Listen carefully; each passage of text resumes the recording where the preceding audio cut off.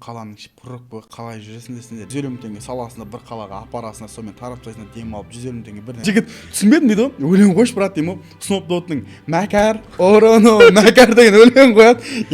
Ема деп қоямын. Ема мен бизнесте жүрсем, жақсы ой салсам, осындай пайда болады екен, сонда маған ішіп келе берсем, мен осындай табады екенмін. Ол миф әңгіме болды. Бір жылда бір рет болатын әңгіме болды. Бірінші Межгородқа бардың ба или Яндекста ма? Негізі Яндекс атамыздан бастадық қой негізі. Яндекс атамыздан. Келеді. Скорость 160-та келе жатыр. Ми тала, бетонка. Трасса деген оңай емес, ұйықтап кетесің, қателікті кешірмейді. Оқыс жұмыс.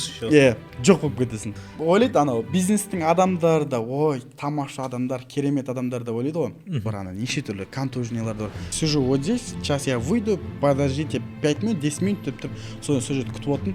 И соменен бір бүк өткен біреу құлақпен шықты да, короче, есігімді ашты. Ана, "Ты чё? Собака, бір нәрсе." Рекстен бір үлкен ағашын аламыз, и содан кейін жап-жас екі қызды алып отыр. Осыдан шоқтап бірінші мағыз сүйеді, екінші мағыз сүйеді. Сонда ең күшті қай тариф деп айтатын болам. Күніне 40 мың теңге стабильный тауып отқан адамдар бар. И мен оны көрсете аламын болғанша. TikToktан қанша ақша таптың? Маған да қызық негізі. Мен ондай өмірімді қайтадан артқа айландырып жіберсе, такси саласына келер едім ба? Әкемнің жағынан туыстары болған жоқ, достарым болған жоқ, сыныптастарым болған жоқ, өнердегі достарым ешқайсысы болған жоқ. Тек қана сол кезде қасымда анам мен әкем ғана болды ғой. Андай даже су іше алмаймын, су әперіңдерші деп айта алмаймын, төсек тартып, даже жүре алмай қалған кезім болды ғой.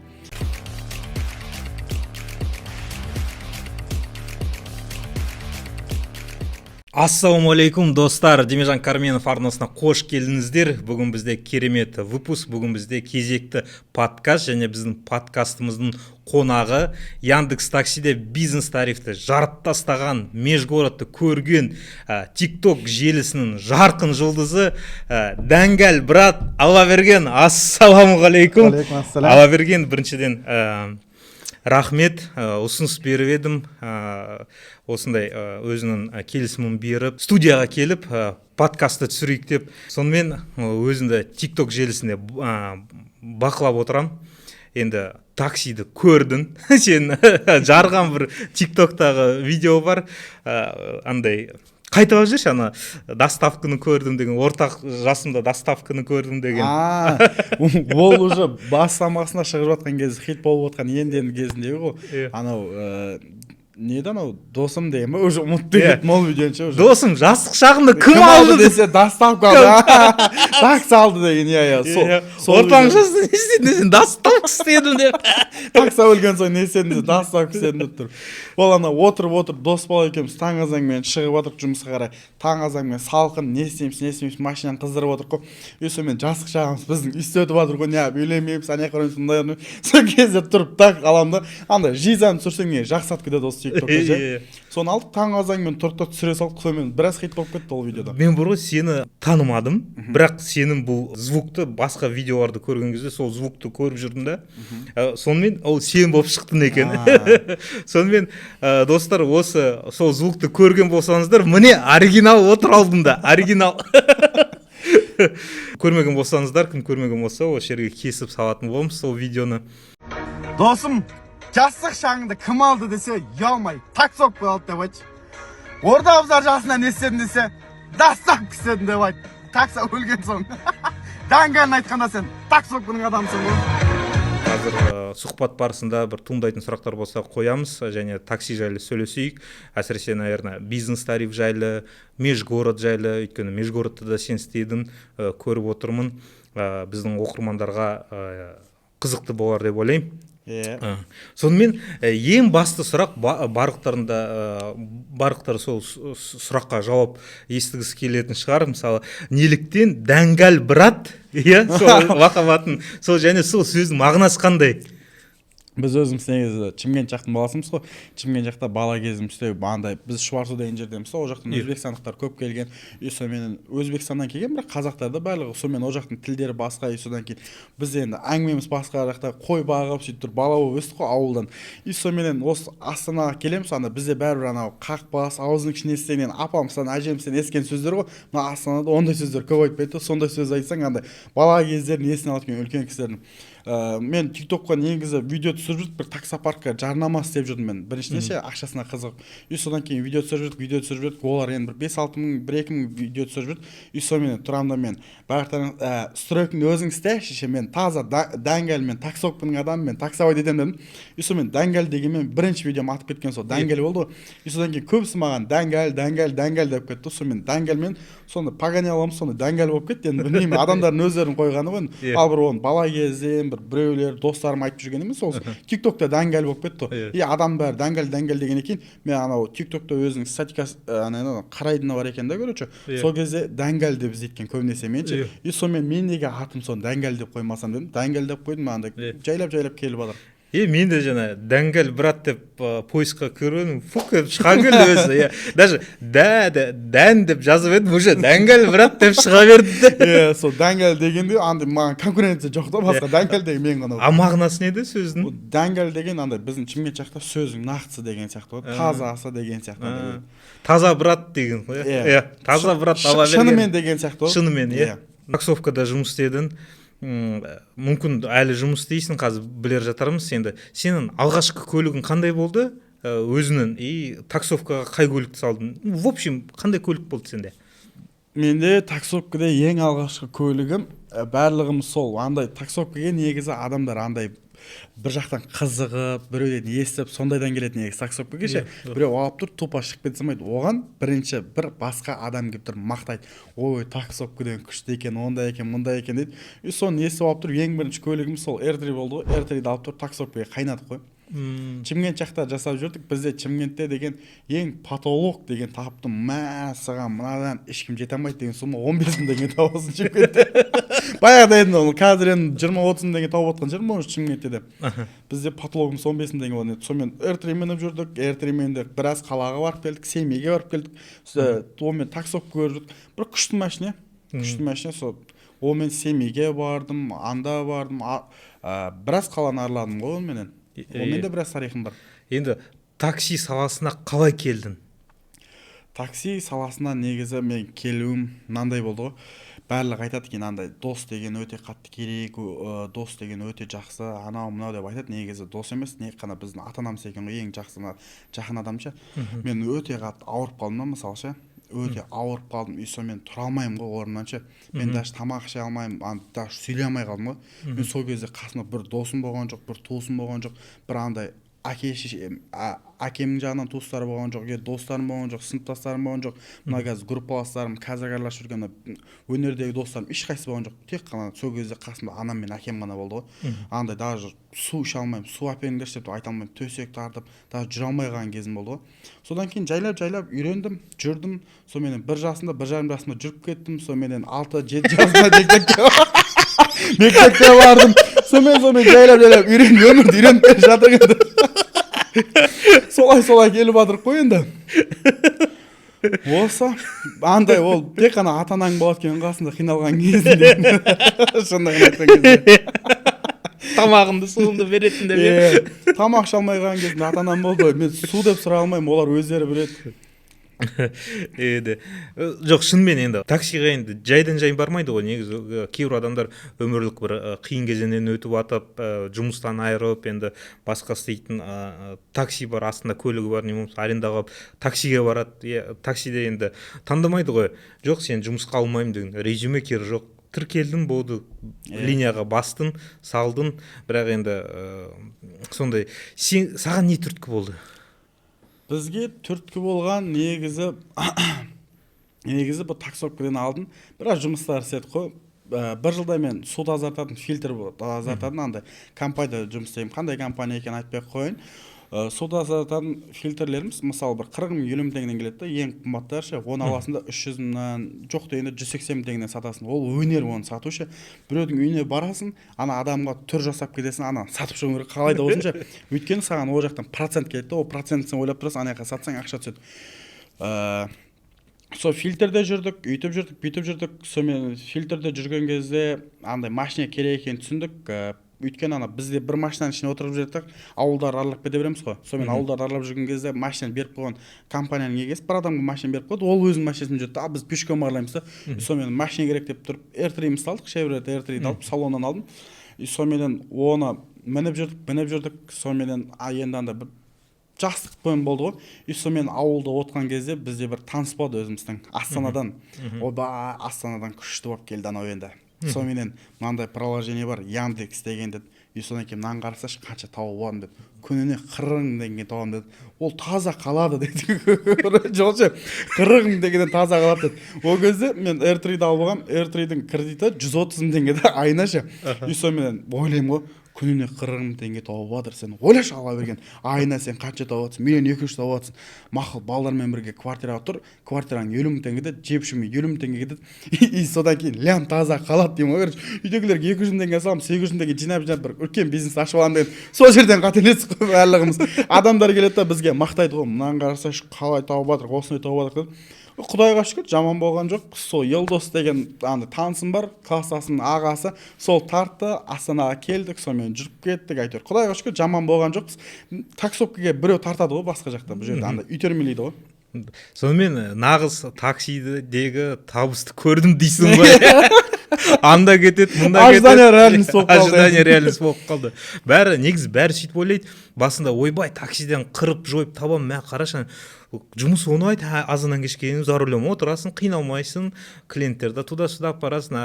Негізі шынымен практикада осындай жұмысқа келсең, морально психологически шаршап, табысын жетпей, анда расход, мұнда расход, машина сынады, анау керек, аренда бар, ойбай, ештеңке таппайсың дейсің ғой.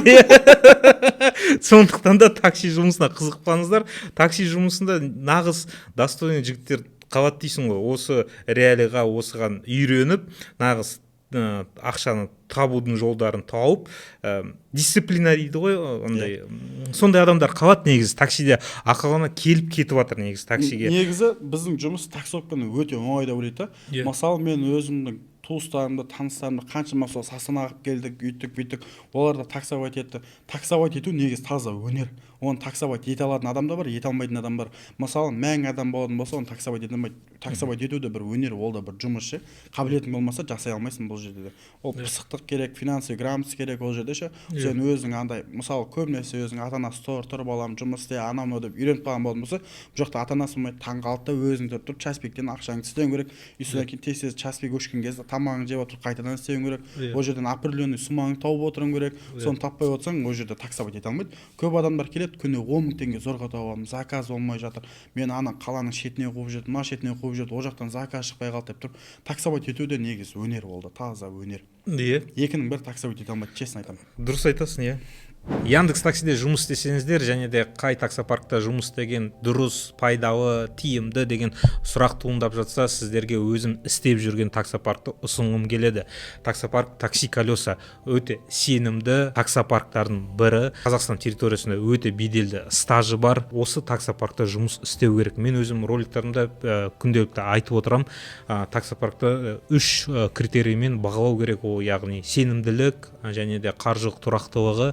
Сонымен қатар техникалық қолдау орталығы әрдайым сіздерге жауап беретін. Осы 3 критерийға сәйкес келетін Такси Колеса таксопаркі. Сондықтан да тез өздеріңіз құжаттарыңыз белгіленген осы көрсетілген номерге жіберсеңіз, сіздерді тез тіркеп береді. Парковый ИП водитель болып тіркеп береді. Егер де ИП болып жұмыс істесеңіздер, не болмаса ИП-сіз сіздерді тіркей алады. Достар, менімен бірге сенімді таксопаркта жұмыс істеңіздер. Және сен су сатам дедің, фильтрлерді сатам дедің, сосын таксиге келдің. Одан басқа қандай жұмыс істеп көрдің?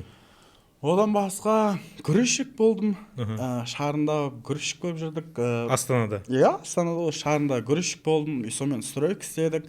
Енді стройкада да өзіміздің енді бір бала үйдің неге жалғыз боласың да, енді жалғыз болған екен, ой балам өп-өсанайым деп өсірді еркелеп, біреудің келіп жамандағаны, біреудің басыңа бастық болғанын қаламайсың. Сонымен ол жерден ұрысып кеттік.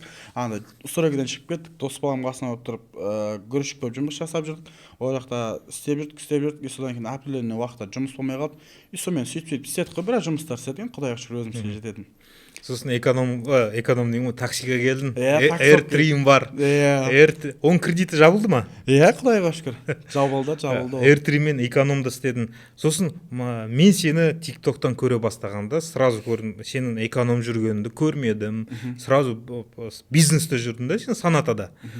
Сен мынау өмірлік кезеңі ешкімге белгісіз, наверное. Осы мен эртрети мен экономда жүрдім, қалай бизнеске келдің?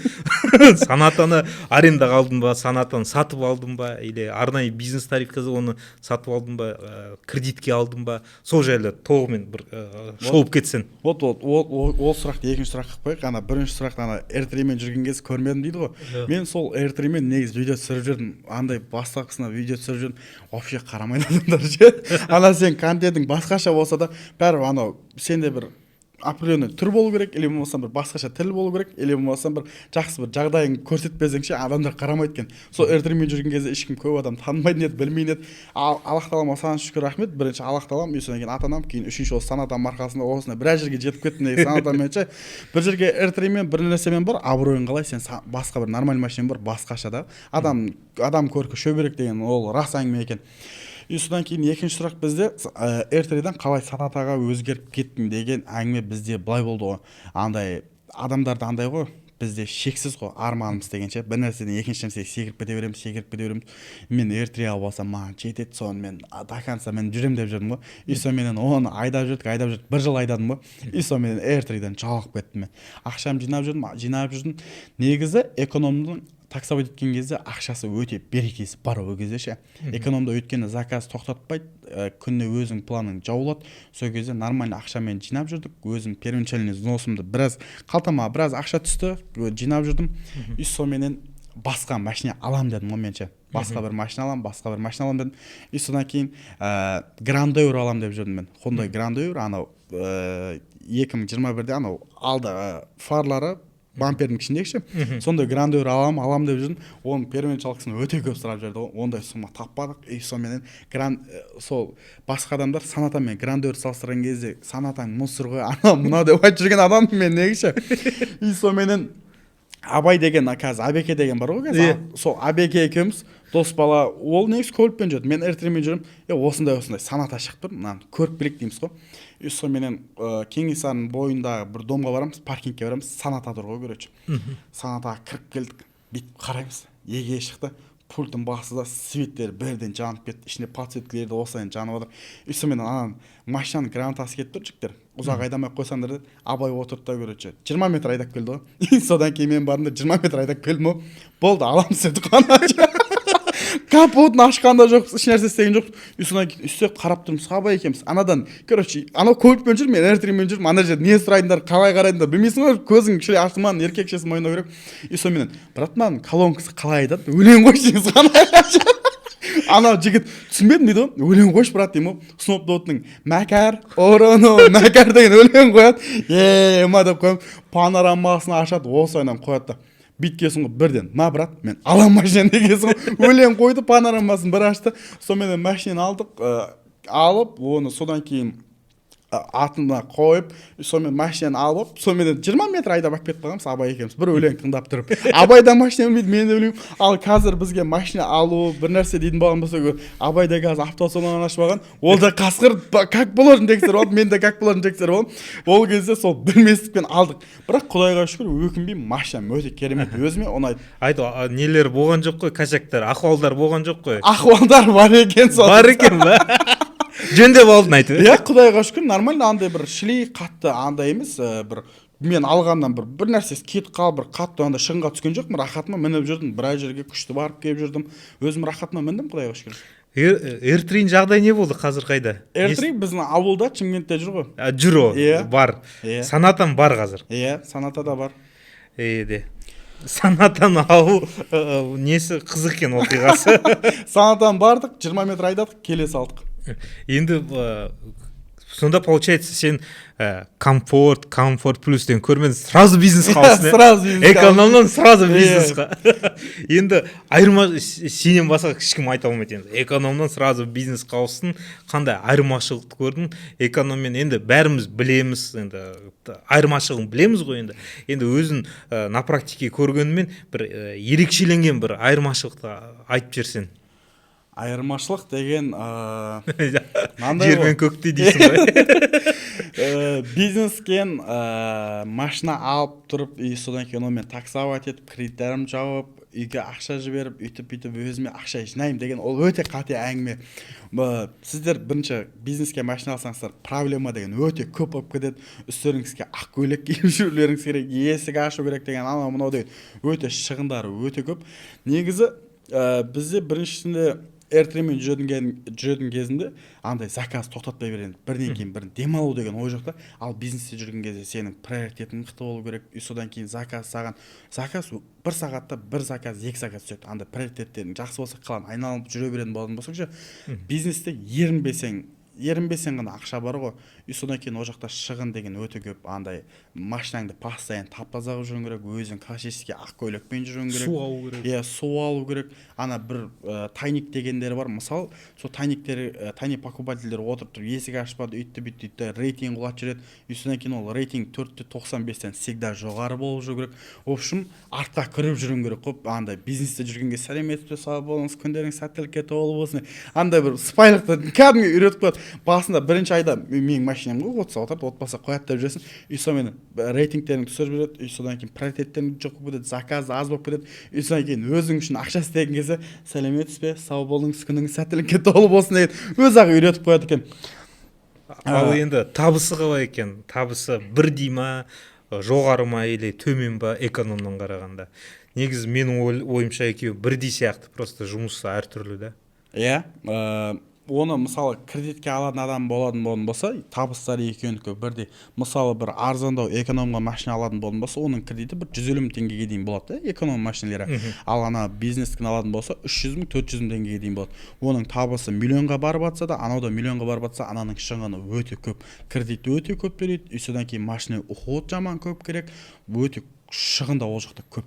Ана екеуінің табысы определенно бірдей десек болады. Содан кейін мысалы біз бизнесте көбісі айтады, мен экономнан аз жүрем қалада дейді. Экономдар 350 километр жүрсе, мен 250 уақыт жүрем деп айтады бизнестегілер. Олар күніне 20 мың теңге, 25 мың теңге тауған адамдардың әңгімесі солай жүрген адамдарша. Ал біз бизнесте жүрген кезде заказ табу үшін, мысалы мен заказымды аламын да, Қошқарбаевадан Қайбыл бар емес па? Қайбылдан заказым аламын, Лебек Азаңмен апарып тастаймын. Азаңғысын анау Ақорда жақ ол рабочий территорияда, ол жақтан заказ шықпайды обратно ше. Мен заказымды тастаймын, кейін қайтадан келемін да Қайбыл жақтан пробегден Лебекке тасып беремін. Мысалы, сол кезде пробег экономдікі басқа жақтан мәңгілік елден ана жерден мына жерден жұлып кете береді жақын жерлерінше. Ал біз қайтадан определенный депутатский городокқа сол жаққа қайтып келіп жүреміз, пустой келіп жүреміз. Сол кезде пробегтеріміз бірдей болып кетеді. Мен анадан аз жүремін, көп жүремін деген ол да өтірік әңгіме деп ойлаймын, өз басым бар ғой. Андай кейін экономмен жүрген кезде менің өзімнің қалтамда мысалы бір айда жоқ дегенде 500 мың теңге, 200 мың теңге карманный расходымды өзім қалтамда ұстап жүргенмін осылайынша. Ал бизнеске келдім, қарным істі, содан кейін сәл көкірегім осылай болды. Пайдам жоқ болып кетті, қалтамда 0. Бірақ бүйтіп қойып, астына күшті машина бүйтіп қойып жүре бердік өтірік. Андай ол жаққа деген тынбау керек екен. Бизнесте жүру үшін же ана заказды іздей беру керек, тынбау керек. Андай редко мен бизнесте жүрген кезде часовойдан осындай ұстап алдым да, осындай чай би алдым дегенше, ол 1000-ның бірінде ғана бола береді. Ол күнде болмайды, и определенный бүкіл таксиде болмайды. Мысалы бізде бизнесте тарифте жүретін кезде бізде группада балалар бар, 50 бала бар. 50-дің бір аптада біреуінде ғана сондай чай би болып қалды, часовой болып қалды дегенде, анау біреулер айтады, сіздерге мысалы бизнесте жүретін кезде экономмен бизнес класстың адамдар тұрған кезде айтады да, әңгіме қылады бір-біріне. Ана экономның адамын айтады, мен де часовой ұстап алдым, часовой сағатына 10 мың теңгеден жүрдім, 10 сағат жүріп 100 мың теңге істеп алдым дейді да. Ол сен таксовой тепіп жүргенде 1 жыл, 2 жыл болғанда бизнестегі адамда. Сол история бір рет болғанда, анау көреді миына экономдағы адам, мен бизнесте жүрсем, часовой ұстасам, осындай пайда болады екен, сонда маған ішіп келе берсем, мен осынша табады екенмін. Ол миф әңгіме болды. Bir жылда бір рет болатын әңгіме болды. Анда-санда бір турист ішіп алған, ана бір ақшасы көп адамдар сондай ғана іледі. Ал ақшасы көп адамдар ондай таксовкада жүріп, маншелер часовой жалдамайды. Олар өздерінің водительдер болады, өздерінің күтіп алған определенный бизнестегі партнерлар, сондайлармен жүреді. Өтірік ана фантемен жүретіндер олар өтірік ше, таксименше. Бір кездерде редко болып қалады немесе, мен айта алмаймын көбінесе. Мен де бизнесте теуіп көрдім. Мәкеннен көлікті алдым.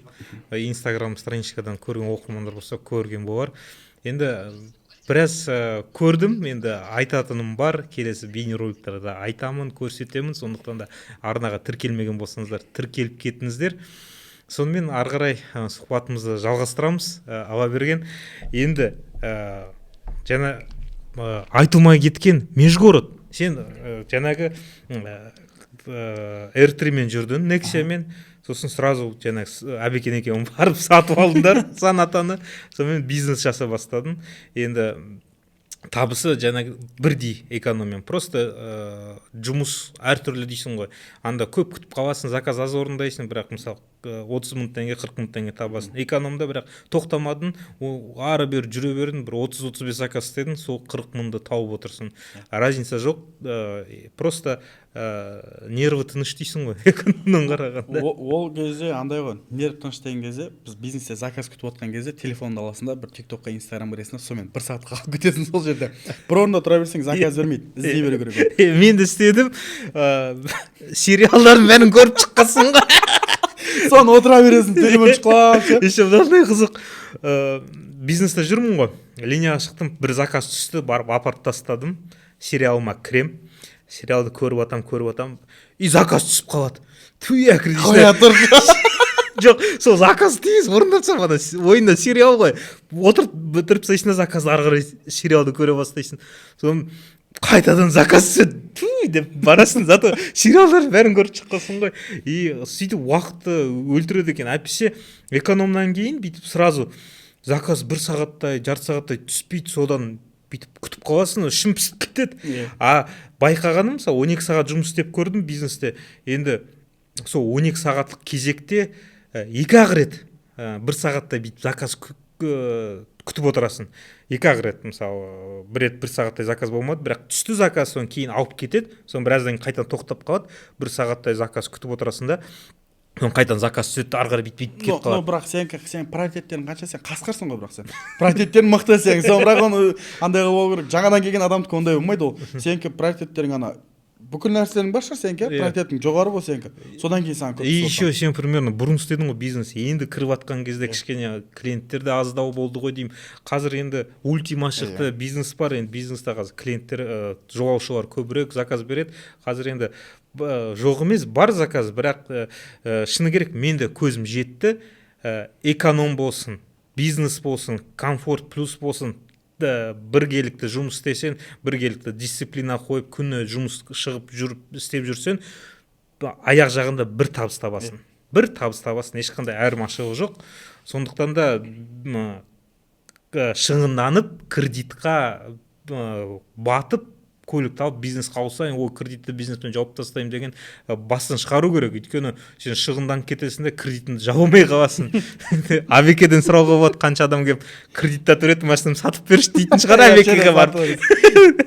Абекен сосын шығады, бүйтіп телефонмен, достар, черный списокта болғандар. Через нотариус деп, анау күнде осыншама төлейсіңдер, алып кетіңдер деп. Оны сатып атқан адам кредитін төлей алмай сөйтіп сатып отыр. Сондықтан да қызықпаңыздар, кейін ақша жинаңыздар, льготный кредитование, не болмаса машинаңызды сатып үстіне қосып наличкаға алыңыздар. Солай жұмыс істеу керек, солай тарифтарға ауысу керек. Бас салып кредитқа батып, жоғары тарифта жұмыс істеймін демей. Сонымен енді межгородқа сен қалай келдің? Межгородты қалай, осы бірінші межгородқа бардың ба или Яндекста ма? Негізі Яндекс атамыздан бастадық қой негізі. Яндекс атамыздан. Яндекс атамыздан істеп жүрдік. Сонымен мен өзім Шымкенттің баласымын ғой. Мен Шымкентке барып келіп, өзім ата-анама, өзім ауылыма барып келіп жүрген кезде, сол кезде ғана радионың анау менде көбінесе барлығы ойлайды, барлығы постоянно ол междугородта жүреді. Қаланың ішінде контент аз да, өйткені адамдармен Аллах тағала мен тіл беріп қойған бізге, сол тілімізді пайдаланып болса түсіп жүрдік. Междугородта да бір адамдар болады, таксистердің екі типке бөлінеді. Біреу қаланың ішінде жүретін адамдар, біреу қаланың сыртында жүретін адамдар. Анда қаланың сыртында междугородта жүретін адамдар айтатын, қаланың іші пұрық бой, қалай жүресіңдер десеңдер, не ол ары-бері бізге деген кайф қой, 150 мың теңге саласында бір қалаға апарасында, сонымен тарап тастайсыңдар, дем алып 150 мың теңге бірден түсе қалады дейді. Ол әңгіме, миф. Нормальный бір машинаңды алу үшін, мысалы біз сіздерге есептеп берейік, мысалы Астана, Чымкент дейтін болатын болсақ, қазір адамдар потологы 20 мың теңгеден отырады. Үш ақ адам отырады, 60 мың теңгеге отырады. Сіздер бензин құясыздар, 25 мың теңге бензин құясыздар. И содан кейін олардың заттары болады. Кейін бір посылка алсаңыздар, бір мақұл 5 посылка алсыншы, 5 мың теңгеден ақ береді. Біздің Чымкенттегі адамдар потолок 5 мың теңгеден, 3 мың теңгеден ары берасың, посылкаңыз 20 мың теңге болсын, и содан кейін 80 мың теңге болады. Сіздер 80 мың теңгеге 1200-1300 километр ұйықтамай бір күн бойы айдап барасыздар. И содан кейін сіздер мысалы жаңа 60 мың теңге 3 адам, и содан кейін 20 мың теңге посылкаңыз, 80 мың теңге сіздер бір күн барасыздар, оны таратасыздар. Ертеңіне сіздер қайтадан жұмыс істеп кете алмайсыздар, өйткені энергияңыз бітіп қалады, трасса жеп тастайды.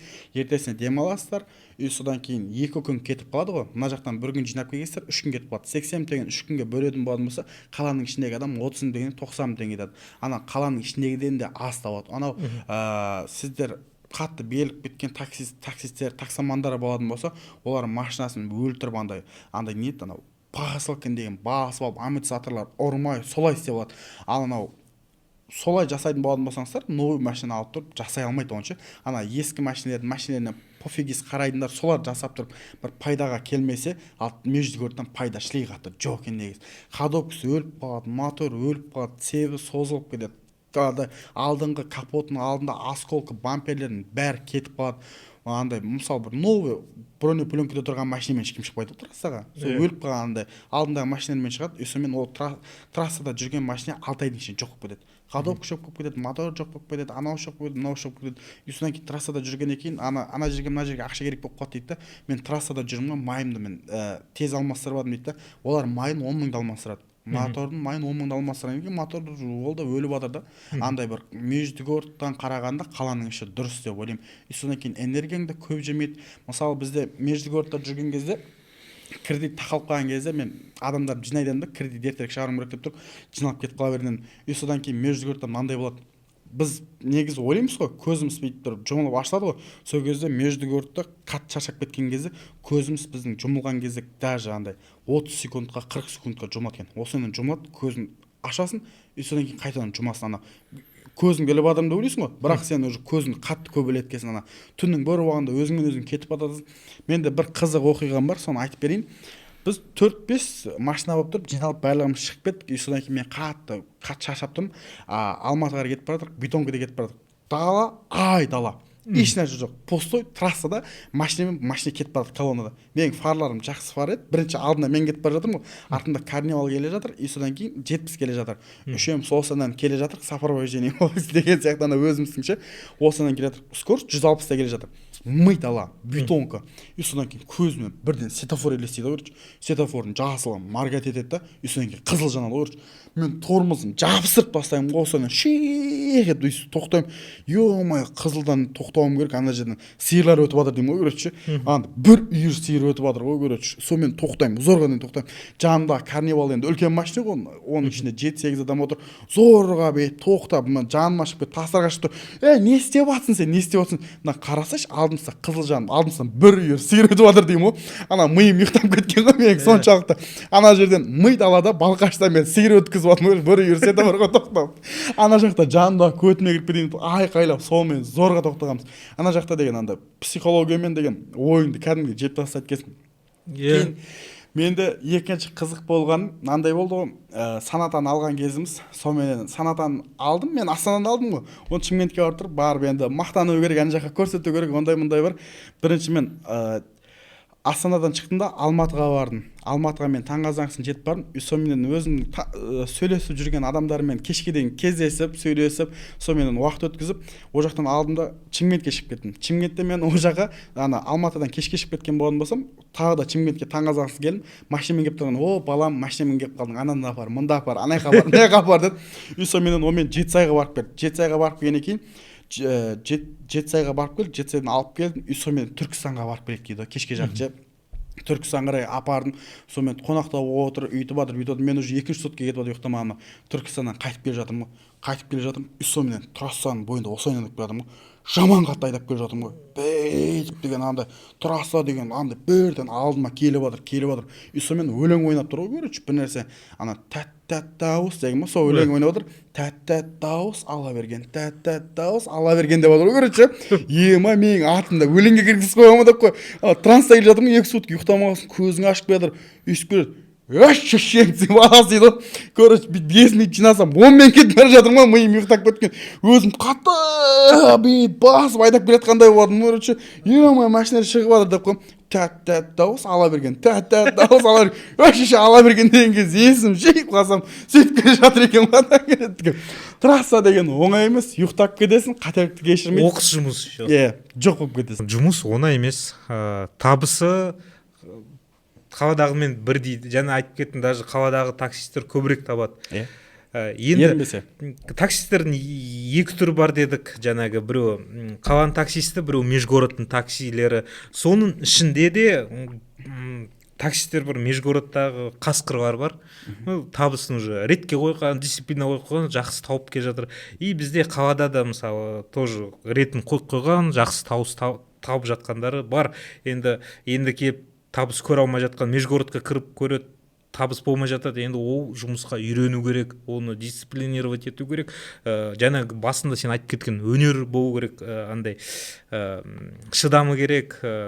Такси жұмысы бір өнер сияқты. Сол сияқты соған сынып кету керек та, и сол кезде тұрақ табады. И әр адам олай істей алмайды екен.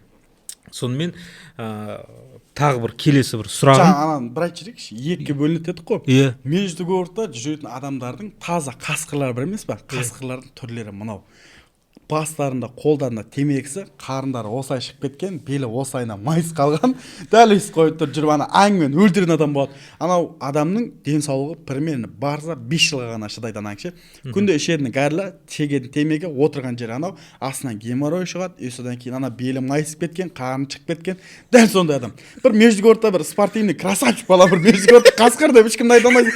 Барлығы сол белдері осындай қарны шығып кеткен, темекі шегетін гәрлі азын ол сияқты аңмен өлтірген адам. Солар қасқырлар деп айтсақ болады. Ол қасқырлар 5 жыл олардың өмірлері ше, ана жақта таксопкада. Көздері кетеді, зрениесі кетеді, белі кетеді, грижасы кетеді, бүкіл нәрсесі кетіп қалады оның. Ұзын сөздің қысқасы, такси жұмысына қызықпаңыздар. Белдеріңіз былай қисайып, темекі шегіп гарри басып жүресіңдер. Бизнесте, экономда бір қызықты оқиғалар болды ма? Жолаушылармен конфликт. Бізде таксиде болды, экономда ойбай, 100 метр жеткізген жоқсын, апар деп тіресетіндер бар ғой. Айтпақшы мен сен бір видеоны көрдім, бір 3800 теңге бизнес тариф, осы жерден түсіп қалайын, ана жерде су, машинаңызға су тиіп қалмасын, шығып кетейін деген. Сондай оқиға сенде болды. Ал экономда болса, жоқ, апар мені подъездге дейін деп, Бізде өзімнің андай эртремен жүрген кезде былай болды ғой. Эртремен жүрген кезде экономды адамдар тасып жүрдік. И сонымен санатамен жүрген кезде бізде рейтинг түсіп кетеді, 80-нен төмен болатын болса, бізді бизнеске өткізбей тариф жоқ қояды. Біз сол рейтингті көтеру үшін экономмен жүріп тұрып, анда рейтингісі 5 басқыз боламыз. Мен санатамен экономға шықтым. Мен, короче, 3 күн ба таксовать еттім. 3 күннің ішінде рейтингімді өзіме қалыптастырып алдым да, сол кезде видео түсіріп жүрдім. Мысалы, күніне 40 заказдан жасап отырдым да, экономда ше. 40 заказда, мысалы, бір кезде бір поездкеде бір адам отырды, 2 адам отырды, 3 адам отырды. Экономда көп адам отырды ғой, солайынша. Сол кезде бір күннің ішінде бір жоқ дегенде бір 50 адамның историясына түстім ғой мен ше. Арт жаққа отырып алып, осылайынан списокшін жақ қойып тұрып осылайынан историясы кетіп жатады. И содан кейін, мысалы бір дорларға келесің ғой, біздікінің асты пәс қой. Мен мына жерге келе алмай жатырмын, мына бізге карта болса көзеп тұр. Енді білмеймін ғой, мен де бірінші рет келіп тұрмын, сіз жол тапсаңызшы, апарсаңызшы, мен ақшам төлеп отырмын ғой. 980 теңге мен төлеп отырмын, мен сон жақтан келе жатырмын ғой деп. Ұрсады өзіңе кәдімгідей бар ғой. Ойлайды анау бизнестің адамдары да, ой, тамаша адамдар, керемет адамдар да ойлайды ғой. Бизнестің адамдарын тасу үшін де өзіңді бизнеске соответствовать етуің керек қой. Ол жерде андай не бір шығып кеткен сияқты адамдар болады. Андай неді кедейдің байығаны құрсын дейді ғой, анау ше, көрмегеннің көргені құрсын дейді ғой. Сол сияқты анау бизнеске де адамдар отырады былайнанша бүйтіп анау шіреніп ше, у вас что, саната что ли деп қойып ше ана. Саната менсінбейді. Не бір адамдар болады ол жерден ше, ана машинада отырып алып тұр. Бүйтіп дұқиын себеді да, анау дұқиды анау машинаның ішіне қалып кетеді, анау сасық бір арзан дұқиларын себеді да. Сонымен можете, пожалуйста, сеп кетсең. не болды соншама таксист деп қойып ана мұрнын шегін сөйлейді анау ше. Менде мынандай бір случай болды. Біз келе жатырық Т-Трейдсінен ба бір жерден заказ алдым или Тоуын Гарлейден ба сол жерден алып кеттім. Андай өзен деген андай бар ғой, астында ресторан бар. Сол өзеннен шықты. Я сижу вот здесь, сейчас я выйду, подождите 5 минут, 10 минут деп тұрып, сол жерде күтіп отырдым. И сонымен бір бүк-бүк өткен біреу құлақпен шықты да, короче, есігімді ашты, ана әйел адамды отырғызды. И ана әйел адам: что вы медленно едете, что вы газ даете, что вы тормозите, анау деп тұрып. И сонымен: пожалуйста, покиньте машину, я здесь завершил машину.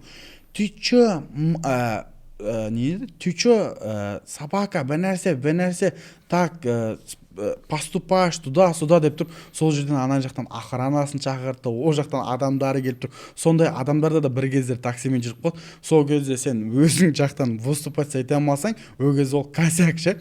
Бизнесте жүрген кезде көп адамдарды байқасаңыздар, салонында регистратор болады.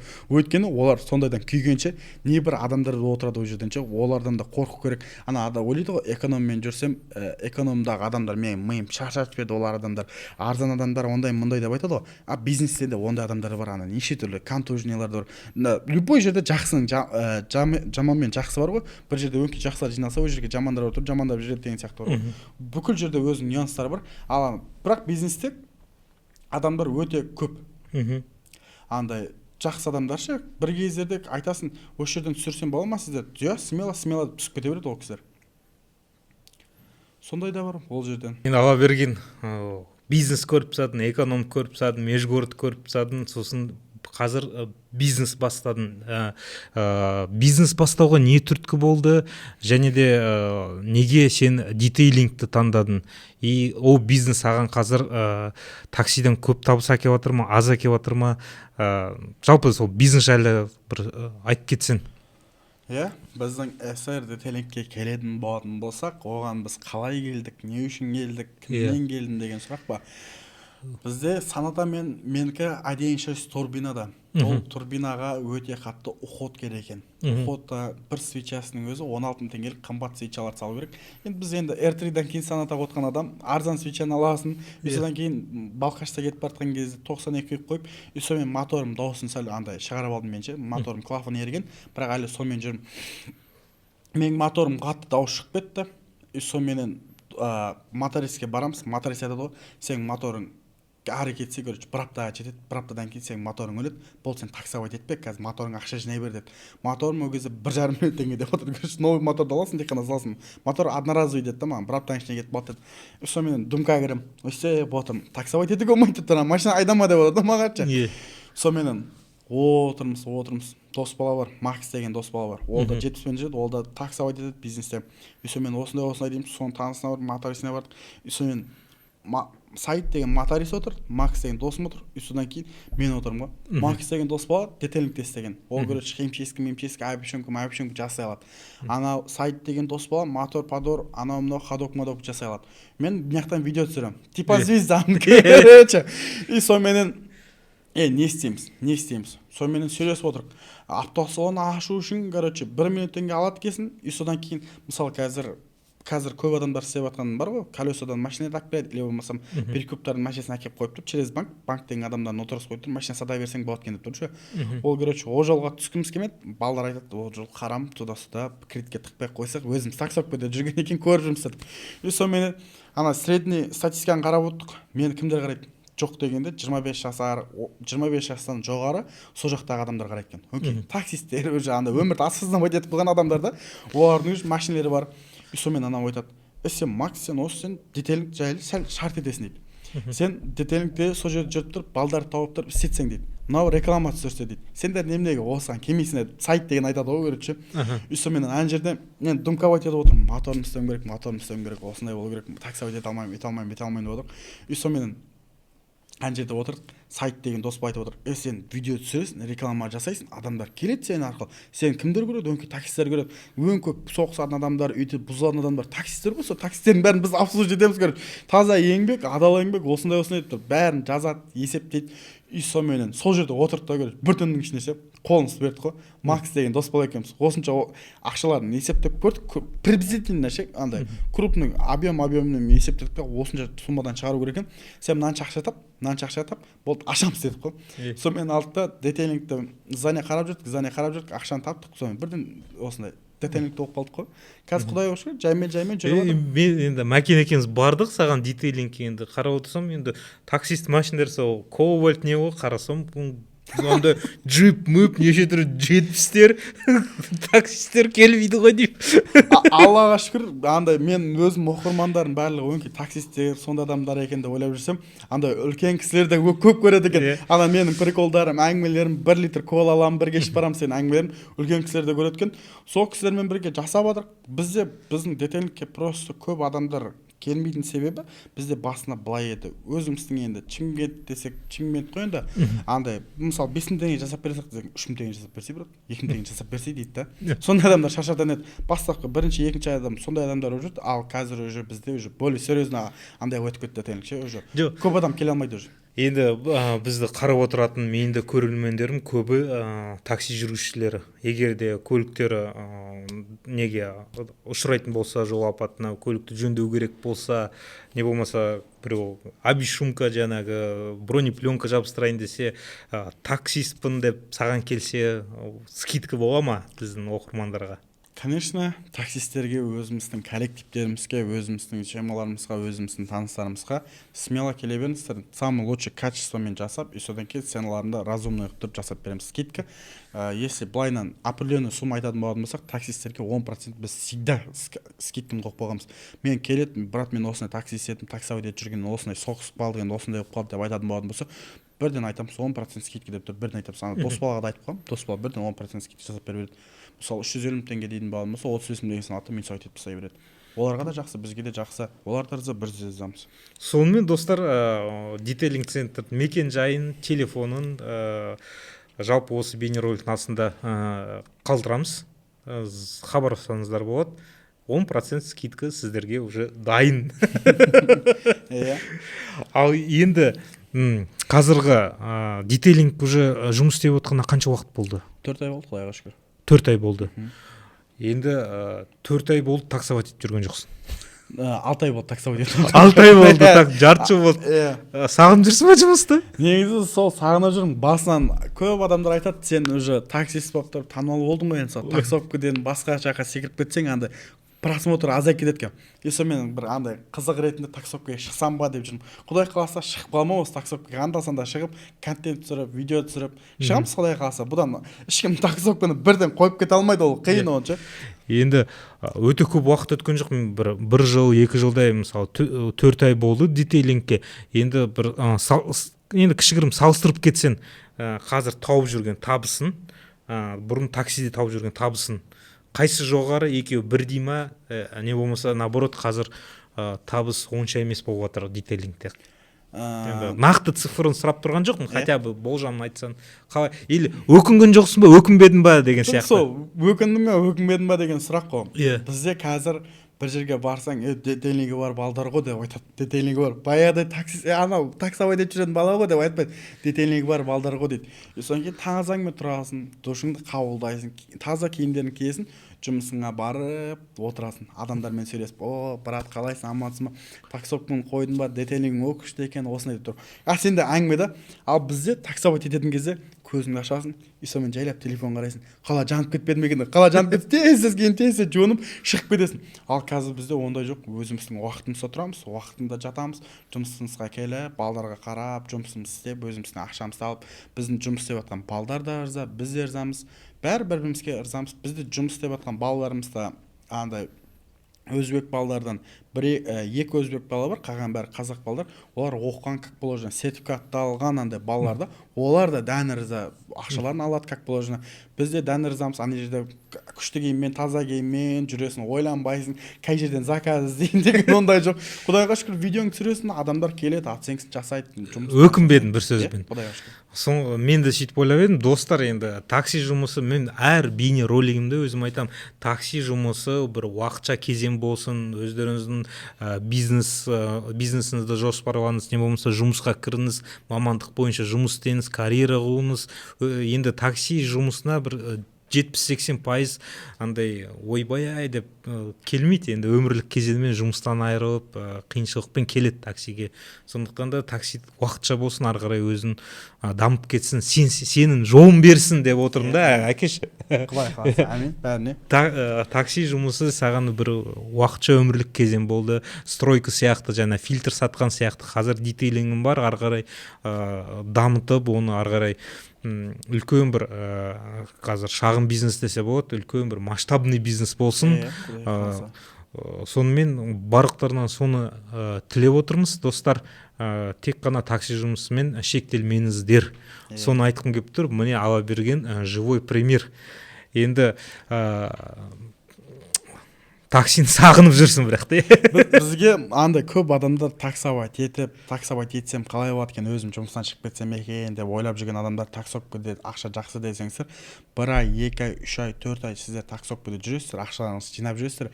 Содан кейін сіз соқпасаңыз да сізді келіп біреу соғады, сол жинап жүрген ақшаларыңызды бізге әкеліп бересіздер.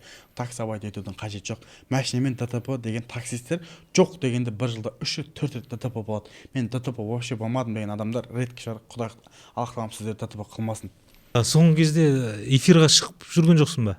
Или шығып жүрсің ба? TikTokта. Мен байқамадым что-то. TikToктан андай садақа сұрайтын уақытым болмай кетті қазір. Садақа сұрайтын.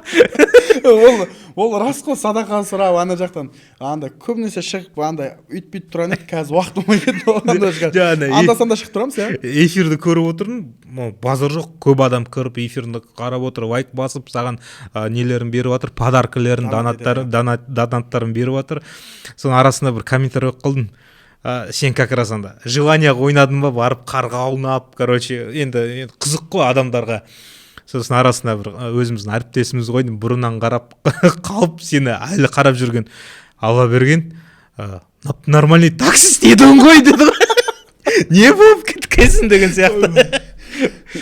Жоқ, енді мен барын қызықтыратын шығармыз, эфирден TikToктан қанша ақша таптың? Маған да қызық негізі. Мен ондай қатты көп ақша шешіп көрмедім TikToктан.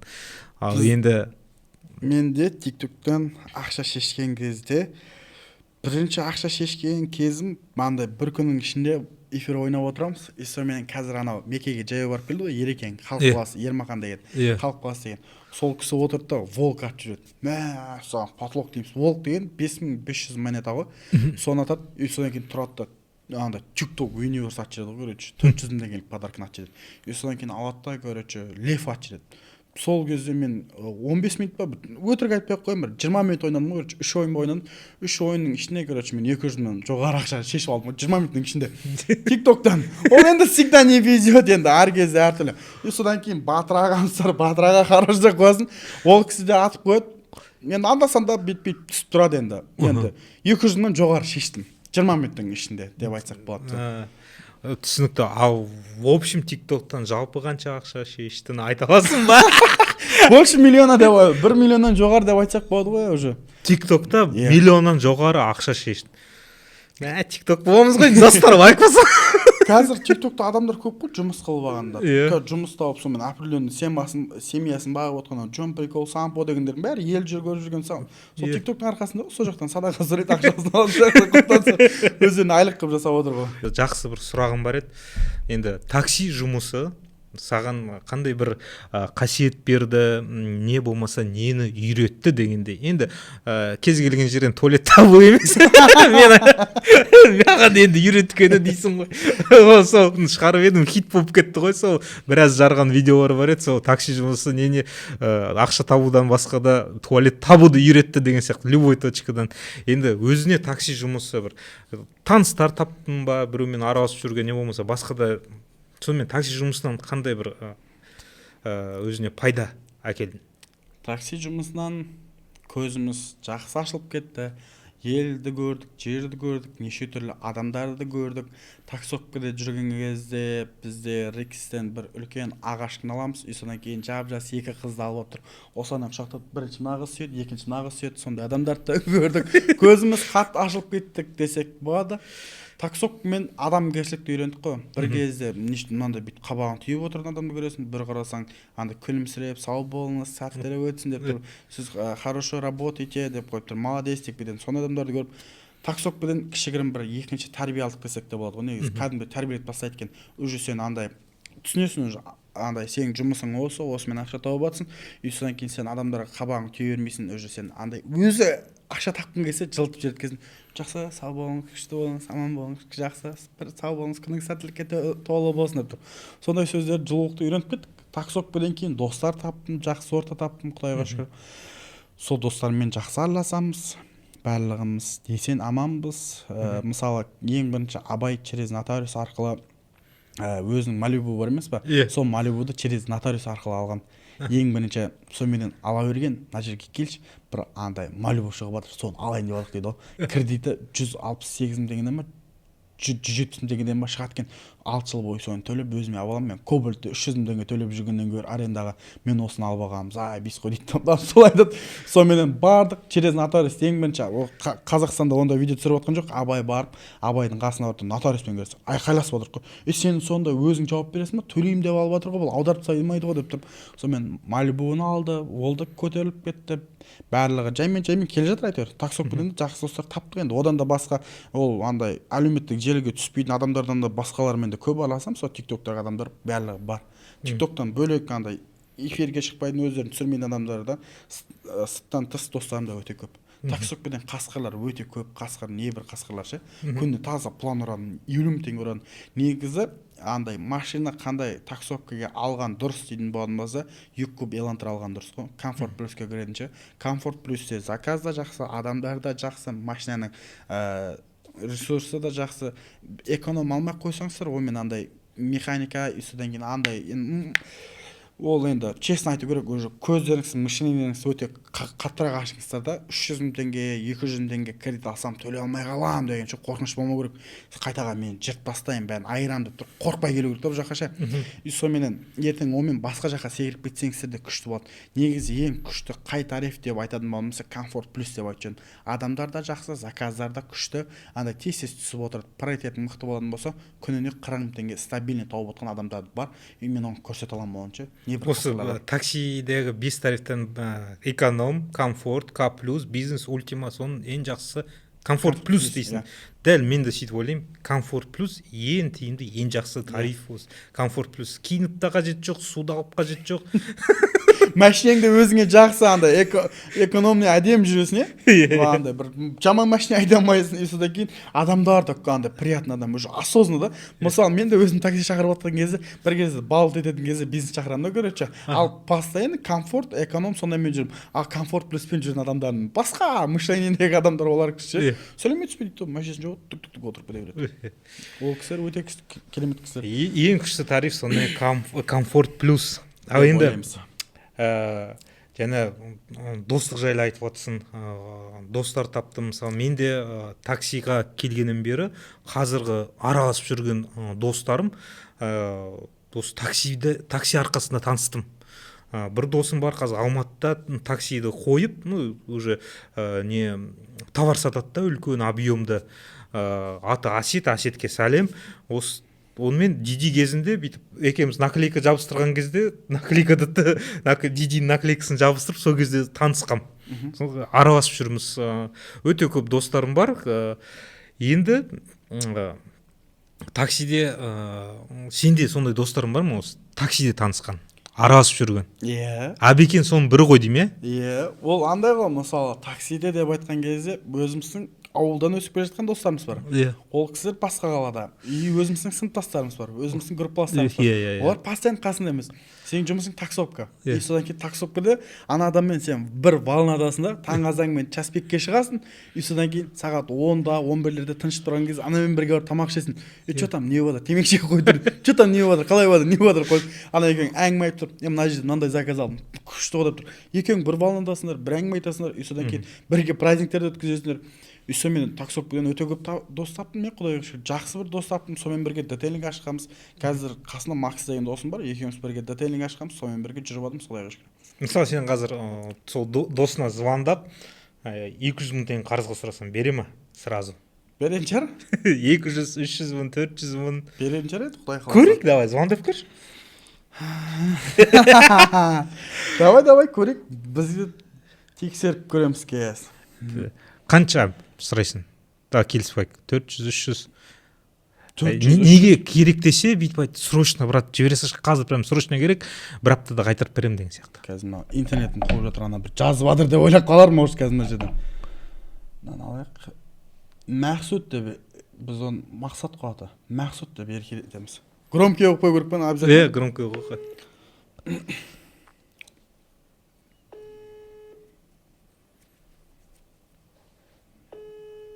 Алмайтырсың. Қайтадан ақша сұрайын деп жатыр деген шығар. Жұмыс істеп жатқан шығар. Не қылып жатсың, Мақсұт? Не қылып жатсың? Пленка істеп жатырмын. Берекесін берсін, красавчик, әдемі ғой. Макс, мына жақта срочно ақша керек болып қалды ғой маған. Мына жерде жаңа бір жерден шығып кетіп бара жатып, артын соғып алдым да, и сонымен анан разрушить жер керек болды, ана жерден ше. Кипиш болып кетті. Қыстық па, өзің амансың ба? Бәрі аман, Аллаға шүкір. Соны анан ақшасын беріп, неден кетіп қалу керек болып отыр ғой. Анау бір хай-бай көтеріп отыр. Каспийға аларсың. Сол Каспийға ақша керек болып отыр ғой. Енді айтсай қанша керек? Сол примерно бір 400-500 мың теңге деп отыр ғой мынау, короче. Мына жерде әйел адам ғой, короче. Хай-бай көтеріп отыр. Қазір машина кішіне келіп сөйлесіп жатқан болса мен. WhatsApp-қа Каспий нөмір жазып жіберсең. Все хорошо. Давай. Смело салып жіберді бұл. Кассаның ақшасы өткен осы. Бізде наличка. Оны салып жіберді құдай қаласа. Енді достар, бірталай жақсы әңгіме сұхбат жүргіздік. Енді тағы бір сұрағым бар еді. Осы ала берген өміріңді қайтадан артқа айландырып жіберсе, такси саласына келер едің ба? Өмірімді қайтадан айналдырып келер. Сол басына бит таксиге кірер алдында R3-ді сатып алдың ғой. Неге жұмысқа сатып алдың ғой? R3-мен тұрсың, ана жұмыстардан кеттің, Астанаға кел, таксиға шығайын ба, шықпайын ба деп тұрсың примерно. И сен осының бәрін көріп сап, қайтадан барар едің ба таксиге? Просто дәл қазір мен осындай пикке жетедін білетін болмасам, таксопқа келедім.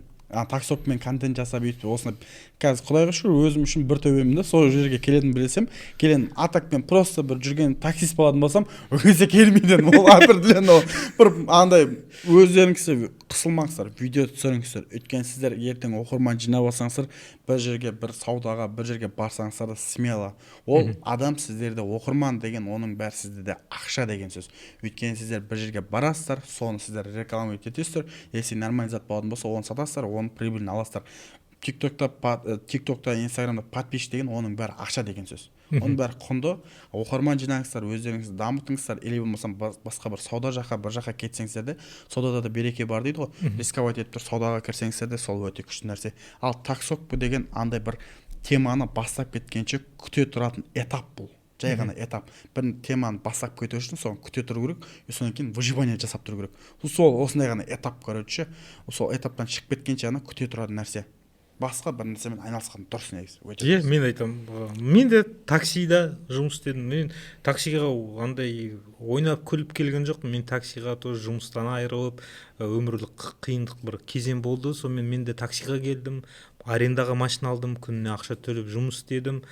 Әйтеуір бір өте қиын жағдай болды. Сол өмірлік кезең өтті, ары қарай дамып мен де блогымды жүргізе бастадым. Осыдан бір таксимен 50-50, мысалы 50% қазір таксиден табып жатсам, 50% табысым неден құралады, осы блогерстводан құралады.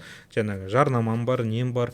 Осының арқасында бәрі. Енді сіздерге де көрермендерге, оқырмандарға айтарым, такси жұмысында жұмыс істесеңіздер, уақытша болсын, ары қарай дамып өсе беріңіздер, достар. Осылай ала берген көп рахмет. Осы келгеніңізге әлі осыдан тоқталмайды, тағы бір сұрақтарыңызды, пікірлеріңізді қалтырып отырыңыздар. Келесі бір тағы бір осындай бір сұхбат жүргіземіз, және сол сұрақтарға жауап береміз. Алдыда Әбекенді шақырайын деп отырмын. Чанган әпшеміз бар, Ақгүл, Елубайымыз бар. Сол кісілерге сұрақтарыңыз болса, қазір комментарийға пікірлеріңізді қалтырып, сол сұрақтарыңызды келесі сол кісілермен подкаст жүргізген кезде сұрақтарыңызды қоямын. тағы бір подкаст жасаймыз. Құдай қаласа. Соған жауап береді ала берген. Осы пікірлердің бәрін жинап аламын. Сонымен көп барлықтарыңызға рахмет. Сау болыңыздар. Арнаға тіркеліңіздер. Рекламаңыздар. Оңып кетті. Арнаға тіркеліңіздер.